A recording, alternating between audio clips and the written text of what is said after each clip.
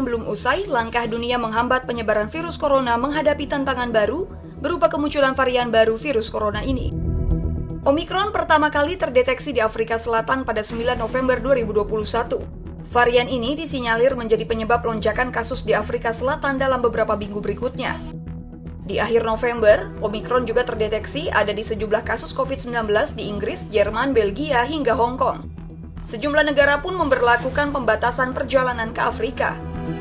Sama seperti varian Delta, Organisasi Kesehatan Dunia atau WHO memasukkan Omikron dalam kategori varian of concern atau varian yang harus diwaspadai. Varian dengan nomor ilmiah B11529 itu diduga sejumlah ahli lebih menular dari varian COVID-19 lainnya karena tercatat memiliki kemampuan mutasi yang sangat tinggi, melebihi 30 sel kunci protein spike.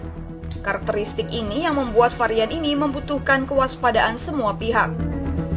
Menteri Kesehatan Budi Gunadi Sadikin menuturkan bahwa varian Omikron yang menjadi varian under investigation oleh WHO pada 24 November 2021 langsung ditingkatkan menjadi varian of concern 26 November 2021. Varian ini meloncat melampaui level yang namanya varian of interest.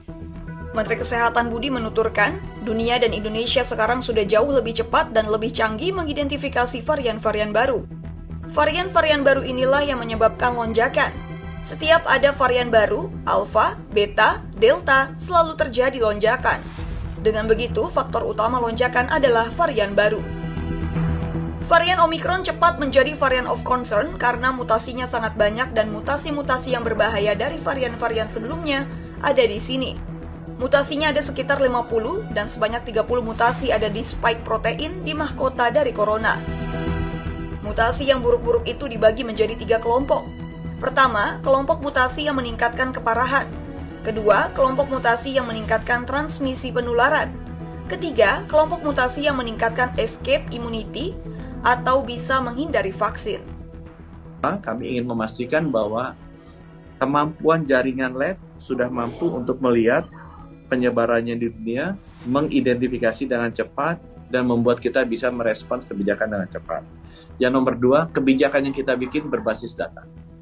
Jadi data dari yang sudah konfirmasi dan yang diduga ada konfirmasinya, dan kita juga melihat faktor resikonya siapa saja yang banyak penerbangannya datang di Indonesia.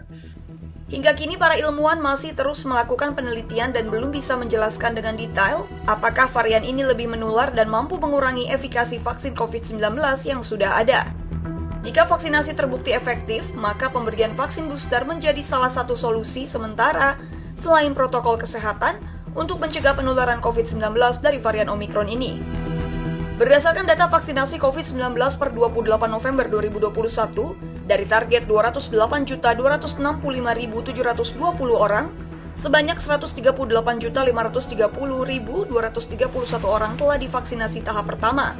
94.339.737 orang sudah divaksinasi kedua, dan 1.224.868 orang sudah menerima